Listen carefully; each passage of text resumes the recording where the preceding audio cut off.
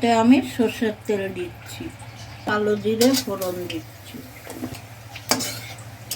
জন্য পেঁয়াজ দিচ্ছি, নুন দিচ্ছি, কাঁচা লঙ্কা দিচ্ছি,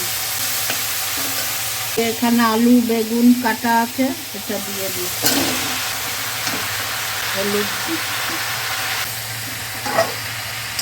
লঙ্কা বাটা দিচ্ছি, রসুন বাটা, আদা বাটা,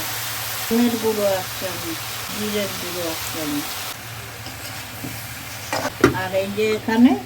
মাছের তেল পটকা ডিম আছে, রুই মাছের নুন হলুদ মাখিয়ে রেখেছি, ওইটা দিয়ে রান্না হবে, ওটা দিয়ে ভাজা ভাজা হবে। আমার মাছের তেল চচ্চড়ি।